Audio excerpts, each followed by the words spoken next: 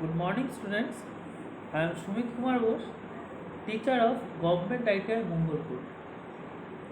তো আজকে আমি তোমাদের যেটা করাবো সেটা হচ্ছে অ্যালাইড মেশিনিস্ট। তো অ্যালাইড মেশিনিস্টের মধ্যে কি কি আছে? অ্যালাইড মেশিনিস্টের মধ্যে আছে তোমাদের shaping machine, planing machine, slotting machine, এগুলো সম্বন্ধে একটা ধারণা। তো প্রথমে আমরা কোনো একটা মেশিন শপে ঢুকতে গেলে পরে আমাদের কতগুলো সেফটি মাথায় রাখা দরকার। তার মধ্যে একটা সেফটি হচ্ছে তোমাদের কি মেশিন শপ সেফটি। তো আসো আমরা দেখে নিই যে মেশিন শপ সেফটি মানে কি। মানে আমরা একটা মেশিনে কাজ করতে গেলে পরে কী সেফটি লাগে, বা একটা মেশিন ওয়ার্কশপে ঢুকতে গেলে পরে কী সেফটি লাগে। তো আসো আমরা সেগুলো একটু দেখে নিই।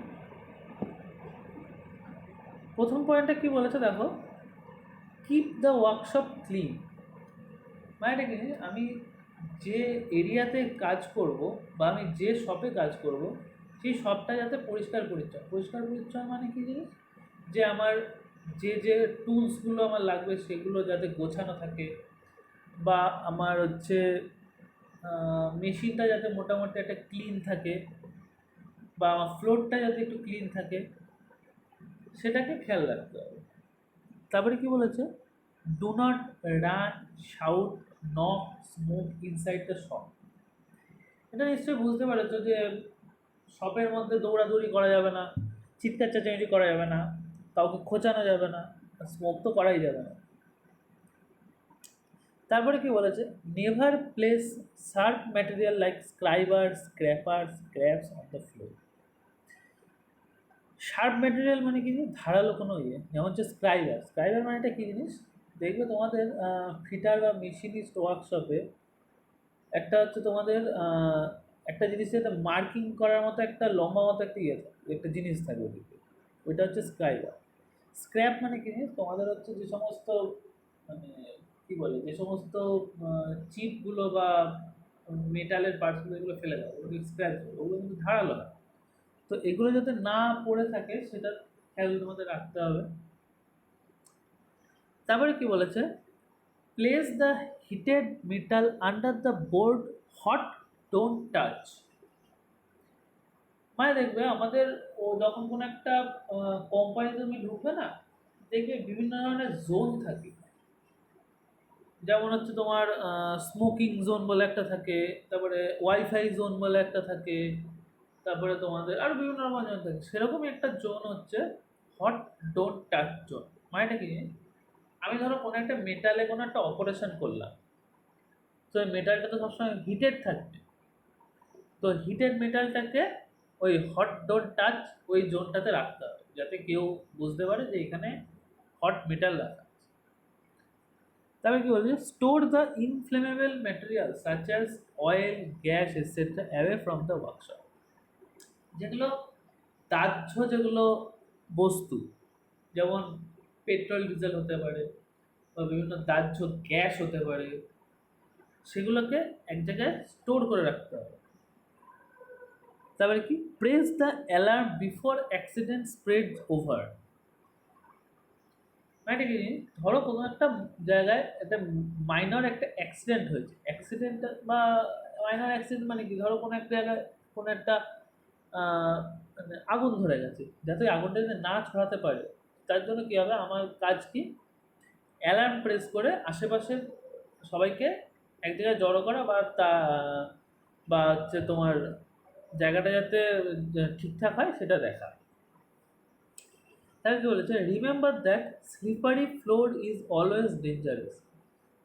Slippery floor is always dangerous মানেটা কি, দেখা গেল মানে ওয়ার্কশপের মেঝেতে তেল পড়ে আছে বা গ্রিস পড়ে আছে, তুমি সেখানে কাজ করতে গেলে তোমার সেখানে পিছলে পরে তোমার অ্যাক্সিডেন্ট হতেই পারে। সেই জন্য কী জানিস, ফ্লোরটা যাতে সবসময় ক্লিন থাকে, মানে ক্লিন মানে কি, যাতে অয়েল ফ্রি থাকে, মানে স্লিপারি না থাকে, সেটার দিকে আমাদের খেয়াল রাখতে হবে। তাই কি বলেছে, keep up the fire breakers and extinguisher ready for use. অনেক মলে গেলে পরে তোমরা দেখতে পারবে যে বিভিন্ন হচ্ছে ফায়ার এক্সটিংগুইশার, ফায়ার ব্রেকার এগুলো থাকে। মানে কোন জায়গায় যদি আগুন যদি ধরে যায়, তাহলে যাতে আমরা সহজে মানে কি ওইটাকে যাতে আমরা কাজটাকে ব্রেক করে ওখান থেকে আমরা ফায়ার নেভানোর জন্য যা যা প্রয়োজন তা যাতে আমরা করতে পারি। তো এগুলো গেলাম হচ্ছে মেশিন সব সেফটির মধ্যে। ঠিক আছে, তো তোমরা মেশিন সব সেফটিটা বুঝে গেলে, এরপরে আমি আসছি তোমাদের কিন্তু মেন টপিক, যেগুলো হচ্ছে শেপিং মেশিন, ক্লিনিং মেশিন বা স্লটার মেশিন, এগুলো কী জিনিস। তো আসো আমরা এবার শেপিং মেশিনটা সম্বন্ধে একটু জেনে নিই। শেপিং মেশিনটা কী জিনিস, কী বলেছে? A shaping machine is used to machine surface. It can cut curves, angles, and many other shapes. It is a popular machine in workshop because its movement is very simple, although it can produce a variety of work. মানেটা কি জিনিস? Shaping মেশিনটা হচ্ছে এমন একটা machine যেটার সাহায্যে আমরা সারফেসটাকে মানে মেশিনের সারফেস করতে পারি। এটার সাহায্যে আমরা কি কার্ভ কাটতে পারি, অ্যাঙ্গেল কাটতে পারি এবং আরও নানা ধরনের শেপ করতে পারি। তো এই মেশিনটা হচ্ছে ওয়ার্কশপে একটা পপুলার একটা মেশিন, যে এটার সাহায্যে আমরা অনেক কিছু কাজ করতে পারি। একটা মেন না, একটা হচ্ছে তোমাদের হয়তো তোমাদের ওয়ার্কশপে তোমরা দেখবে যে ভি ব্লক রাখা থাকে। ভি ব্লকটা কিসের জন্য ইউজ করা হয় না, আমার রাউন্ড কোনো বার ধরার জন্য। এই ভি ব্লকটাও কিন্তু এই শেপিং মেশিনে কাটা যায়। ঠিক আছে, তো শেপিং মেশিনটা আমার কীরকম দেখতে হয় একটু দেখে নিয়ে এবার আসো। That is the shaping machine. Shaping মেশিনে কী জিনিস, এখানে হচ্ছে ভাইস, মানে ভাইসটা কী জিনিস, মানে এর মধ্যে আমাকে জবটা ধরতে পারবো। এটা হচ্ছে আমার টুল, মানে হচ্ছে জবটাকে কোনো কাটিং করার জন্য এই টুলের ব্যবহার করা হয়। সুইভেল বেস কী জিনিস, সুইভেল বেসের সাহায্যে আমি হচ্ছে যেটা বললাম আগে যে বিভিন্ন রকমের অ্যাঙ্গেল, সুইভেল বেসটাকে এদিক ওদিক ঘুরে অ্যাঙ্গেল করতে পারি।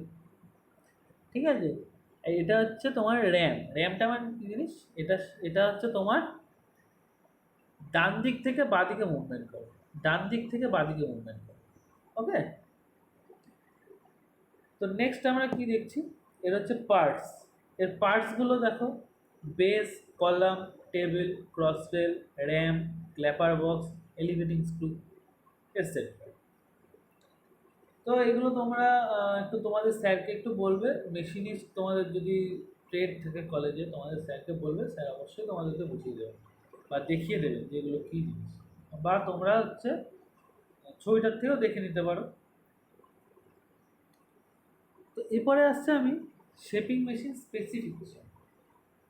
শেপিং মেশিন স্পেসিফিকেশন মানে একটা কী জিনিস, আমি ধরো বাজারে শেপিং মেশিনটা কিনতে গেছি, তো আমি যদি দোকানদারকে বলি দাদা আমাকে একটা শেপিং মেশিন দিন, দোকানদার আমাকে কি দেবে? আশা করি দেবে না।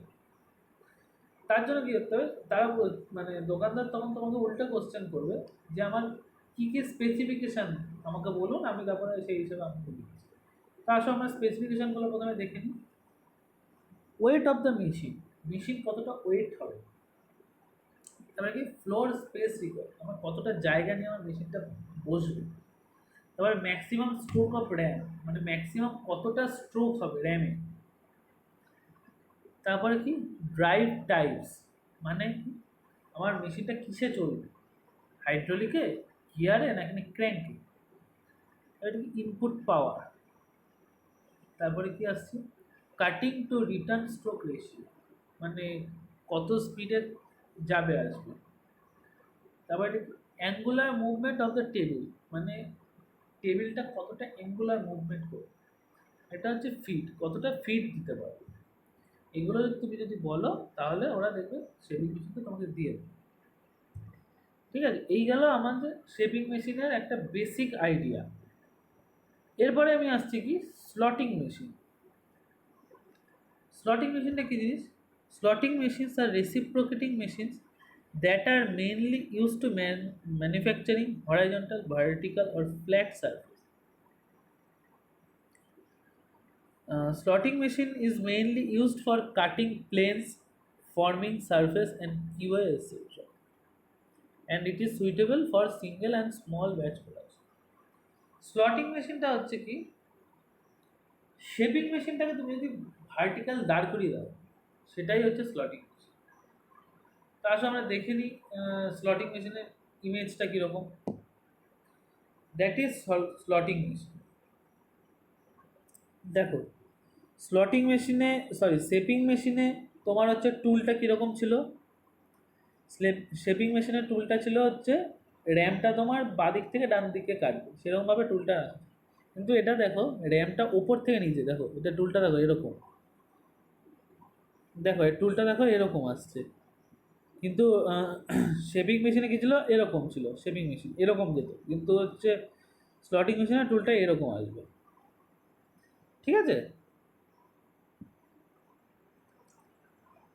তো এরও সেম সেম পার্টস যেগুলো আছে সেগুলো as well as shaping machine. তো এবার আসছি আমি কি, প্লেনিং মেশিন।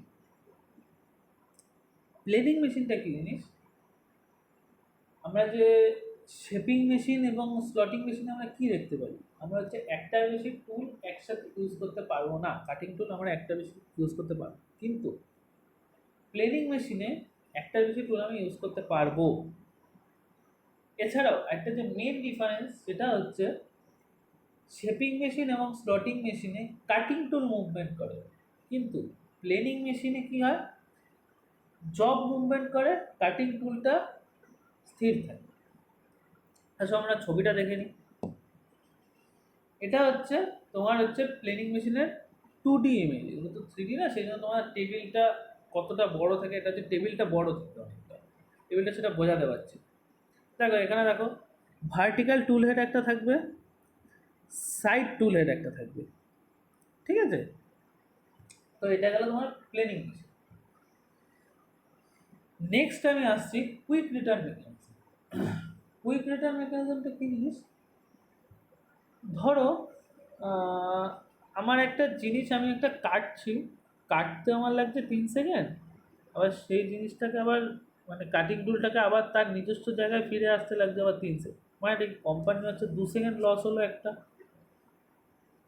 তো কোম্পানির ক্ষেত্রে 2 সেকেন্ডটা কিন্তু অনেকটা বেশি জিনিস, মানে অনেকটাই বেশি জিনিস। 2 সেকেন্ড মানে 2 সেকেন্ড করতে করতে করতে করতে তো অনেকটাই সময় হয়ে যায়। তো তার জন্য চিন্তা কী করা হলো, যে আমি যদি কাটিংটা আস্তে করি এবং তাহলে তো আমার রিটার্নটা তো আমার ফ্রি থাকছে, তা রিটার্নটা আমি তাড়াতাড়ি করি। তো সেটা হচ্ছে তোমার কুইক রিটার্ন মেকানিজম। এই কুইক রিটার্ন মেকানিজমটা তোমার এই শেপিং এবং স্লটার মেশিনেই হয়। এই কুইক রিটার্ন মেকানিজমটা কী হয়, সার্কুলার মোশনটা রেসিপ্রোকেটিং মোশনে চলে আসে।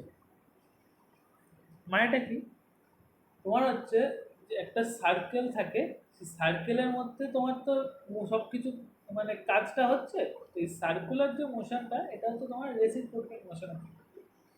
তা আসলে আমরা ছবিটা দেখিনি, ছবিটা দেখলে পরে তোমরা বুঝতে পারবে। That is the image of quick return mechanism. তো তোমরা দেখে বুঝতেই পারছো এটা হচ্ছে তোমাদের র্যাম, আর এইটা হচ্ছে তোমাদের যে স্লাইডিং ব্লক বা রকার আর্ম, এটা হচ্ছে রকার আর্ম। এর মধ্যে থাকে তোমার একটা স্লাইডিং একটা ব্লক থাকে। তো এটার সাহায্যে তোমাদের মানে এইটা হচ্ছে এরকম এরকম করবে, আর হচ্ছে এই র্যামটা এদিক ওদিকে যাবে। তো আমাদের এই গ্রাফের সাহায্যে এটাকে বোঝাই। ধরো ধরো না বলছি, এই রকার আর্মটা B1, ঠিক আছে। এবার আমি র্যামটাকে আমি বাদিক থেকে ডান দিকে নিয়ে যাচ্ছি। মানেটা কি জিনিস, আমার হচ্ছে রকার আর্মটা এরকমভাবে সার্কুলেট হচ্ছে, দেখো এখানে পয়েন্টিং করা আছে এরকম আসছে। মানেটা কি জিনিস, আমার মানে B1 থেকে B2-তে যাচ্ছে। এটা ভালো ভালো করে খেয়াল করো যে B1 থেকে B2 মানেটা হচ্ছে এতটা অ্যাঙ্গেল কভার করছে, এতটা অ্যাঙ্গেল কভার করছে। মানে ধরো 360 ডিগ্রি একটা সার্কেলের, ঠিক আছে, 360 ডিগ্রি একটা সার্কেল, এটা হচ্ছে 270 ডিগ্রি তোমার হচ্ছে মানে যেতে লাগছে।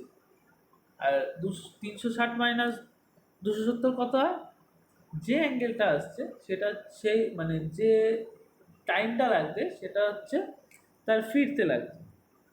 মানেটা কি, 90 ডিগ্রি অ্যাঙ্গেলটা তার ফিরতে লাগবে, স্বাভাবিকভাবে 90-এর থেকে 270 বেশি, সেই জন্য যেতে তোমার লাগছে বেশি সময়, ফিরতে লাগছে তোমার কম সময়। মানে কি, আমার B1 থেকে B2-তে যেতে লাগছে তোমার বেশি সময়, B2 থেকে B1-এ আসতে লাগছে তোমার কম সময়।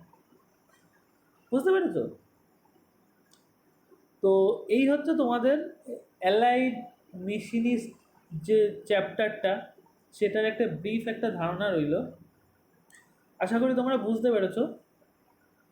তো আজকে ক্লাসটা এই অবধি থাক। থ্যাংক ইউ সবাইকে। Good night.